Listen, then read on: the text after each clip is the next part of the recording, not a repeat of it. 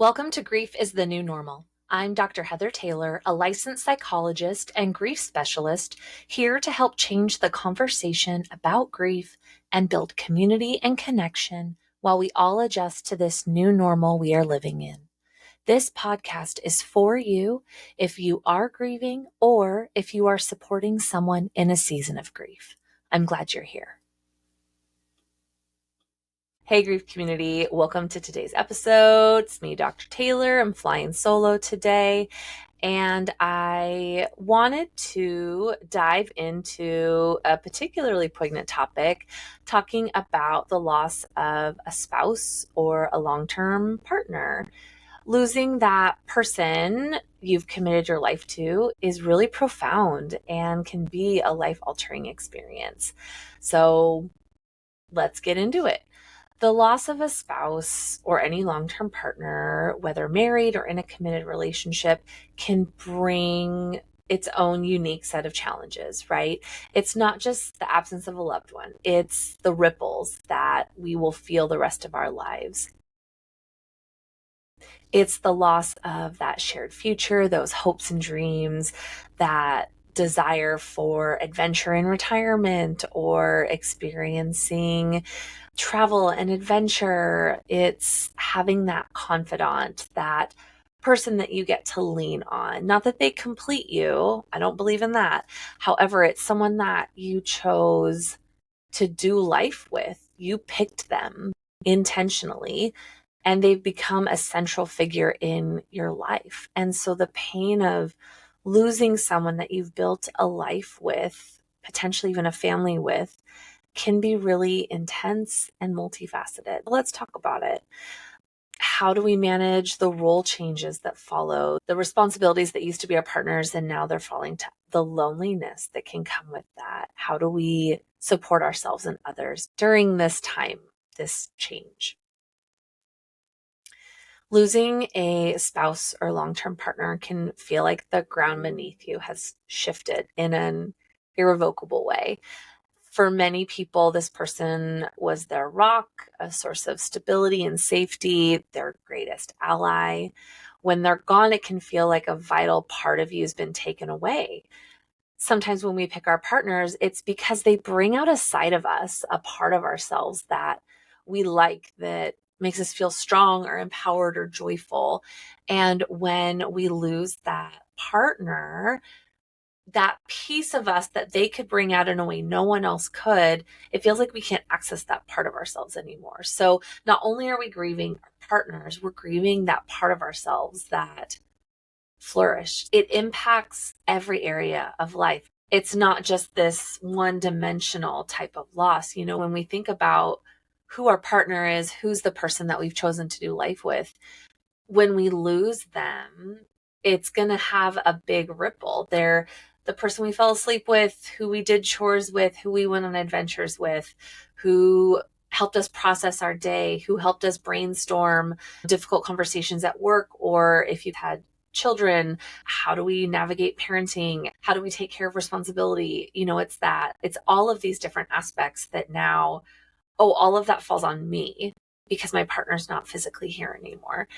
And there's a huge range of emotions that can come with that, right? Whether it was a traumatic sudden loss and maybe you didn't get to say goodbye, or it was a long goodbye. Maybe they'd been battling a chronic illness or cancer for a long time and you watch their decline, or maybe it was dementia and you feel like you've been grieving them for 10 or 15 years because they've slowly lost aspects of who they were due to that disease. And maybe you're feeling relief. It can be so complicated, the type of emotions that come up when we think about losing a spouse or a long-term partner. In my private practice, I've worked with a number of clients doing grief work over the last 12 years, and I've seen them really grapple with the myriad of emotions that come up. One client would describe it as feeling unmoored or untethered, as if everything that was familiar is suddenly uprooted and they lost that tether, that thing that was holding them in place. Like there was still a lot of freedom within there, but now it's like, wait, that tether's gone. like, how do I stand? Where's the solid ground beneath me? Where's that footing? Each day felt like navigating through a fog beyond just the brain fog that can come with the cognitive dysfunction from grief, but just that fog, unsure of who am I now? Where am I going? What do I need to do? How do I find my way forward? That untethering can just feel incredibly unsettling. One of the significant changes that can follow the loss of a spouse or long-term partner is also adjusting to new roles within the family system. When a partner is gone, you might find yourself suddenly responsible for roles, responsibilities, decisions that were either once shared or they were on your partner's plate. I do a lot of the fair play deck with clients, and maybe they were the ones responsible for the bulk of the finances and making sure bills were paid. They had the passwords, the automatic payments set up. And now that they're gone, it's like, oh my gosh, how do I make sure that the water doesn't get shut off to my house because I don't have access to that information? And if it was a sudden loss, maybe we hadn't had time to make a plan for you knowing where all of the passwords or the details or all of the account things are. And that can feel really overwhelming to suddenly take that financial mantle of responsibility. Or maybe they were the breadwinner and now, oh my gosh, how are we going to pay our bills? Is there a life insurance policy? All of these complicated things, these roles, these responsibilities, and now they're on me. And it's just such a quick shift to being that sole provider, sole caregiver, where all of these layers of decisions and stress are now put on you and compounding with the grief you're experiencing of the loss of your partner. And so many of us jump into that decision-making role immediately after our partners pass because we have to decide what to do with the body. What were their last wishes? What do they want for a celebration of life or memorial or funeral, depending on beliefs? And I have to make all of these decisions on my own. And my partner, who I've made so many decisions with over the days and years and maybe even decades, they're not here to bounce those ideas off of anymore. It's all on me. And that can feel incredibly unsettling and overwhelming. In addition to managing your own grief, you might find yourself in a position where you need to support other family members who are also grieving. This can be really challenging if you're dealing with your own intense feelings of loss. And it's important to acknowledge that everyone grieves differently and each family member is going to need their own kind of support. And it might look different given the day, the week, the month, the year.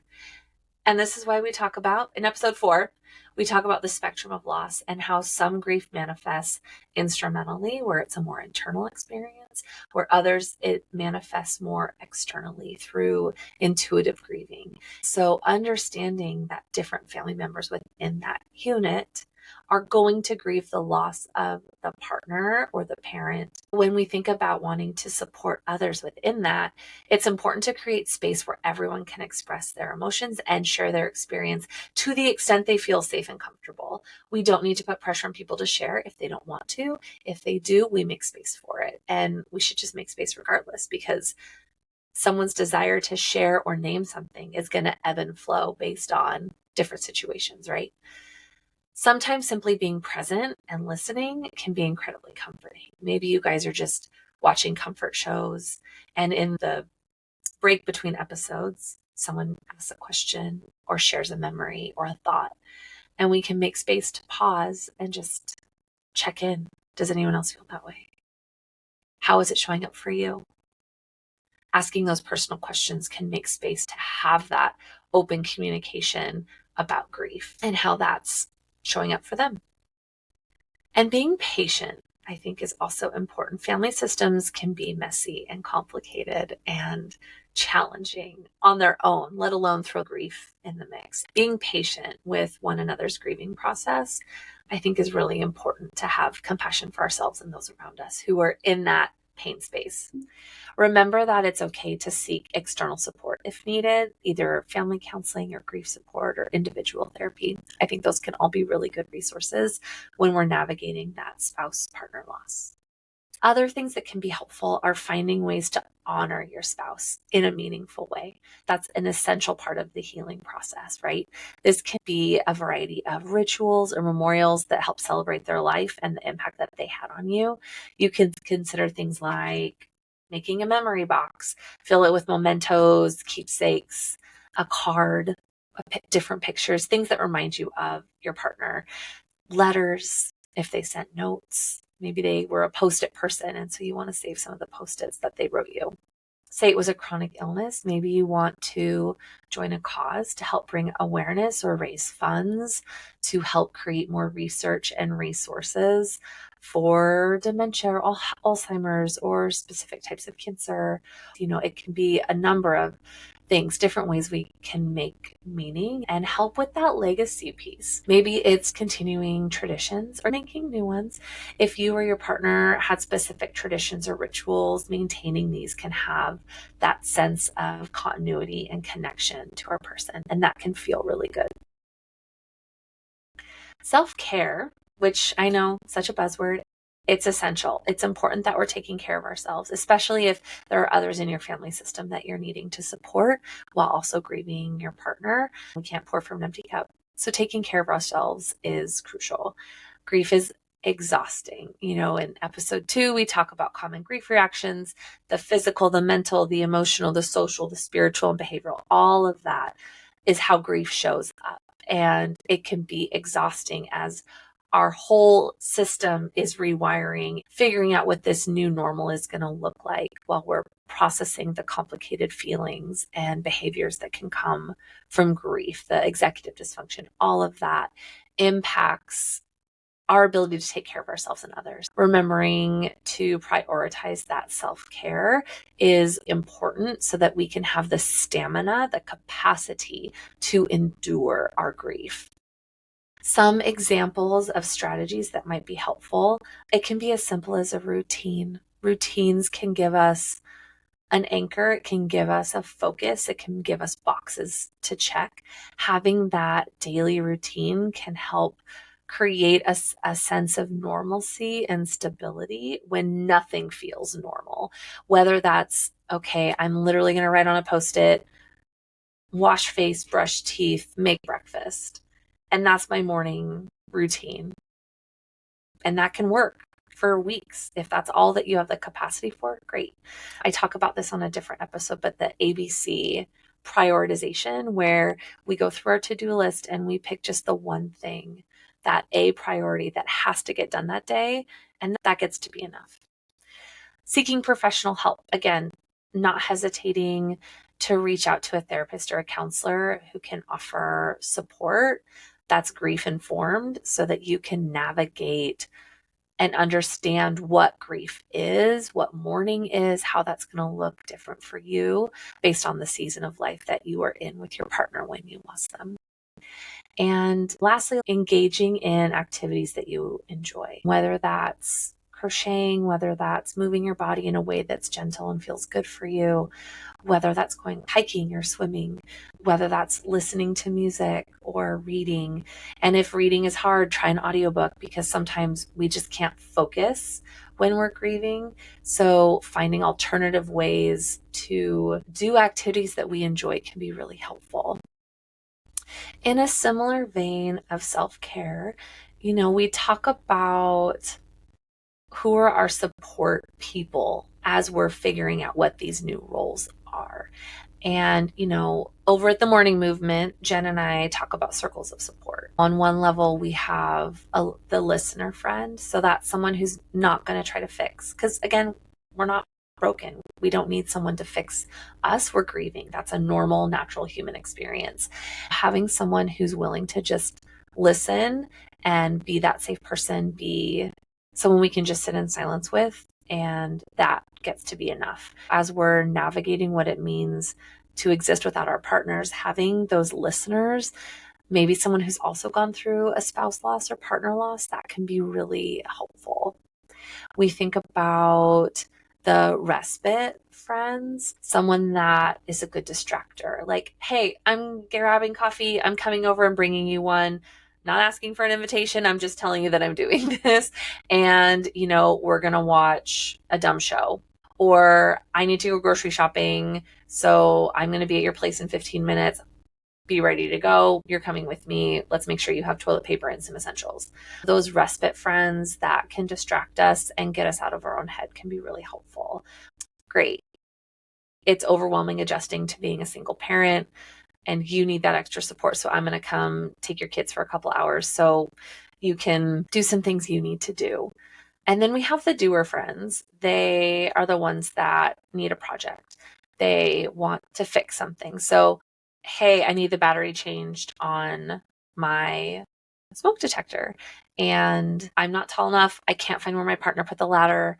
I need someone to come help me do this. Are you available? Because it's just beeping and it's preventing me from sleeping, and I'm really stressed about it. And I just, for some reason, I can't seem to figure out how to change the smoke detector. And that gets to be okay too, asking for that kind of help. So figuring out, how do we lean on our people that have different skill sets to help us navigate the new roles and responsibilities that come post partner loss. Remembering that there is not one right way to do this, and it's going to suck for a while, and that gets to be okay. Navigating the loss of a partner is deeply personal, and we get to give ourselves the time we need to feel what we need to feel. We don't have to rush through it. We can explore new things that help us feel connected to them, to help us feel grounded and supported, whether that's cold plunges or acupuncture, or whether we just need to be a burrito on the couch for a bit and we're making sure people are getting fed and maintaining the house to a degree. But this is deep grief, and it's okay to feel unbalanced for a while you're figuring out what life is going to look like on the other side of loss, and that untethering, that existing in the fog, that person that you could bounce all your ideas off of, you still can talk to them. They just won't respond in the same way. And I think it's important to normalize those continuing bonds, the talking to, which might sound like talking to ourselves as we're doing projects that maybe that's what they used to do in the past, and figuring out ways and systems that work for us, and that's not dishonoring to them if we change the way that they were doing things to better fit for how our brains work. Someone who's really good with numbers and spreadsheets, that might not work for someone who's more creative or fluid. And so figuring out systems that work for you, that's not dishonoring to them. That's honoring to you in the responsibilities that you're taking on.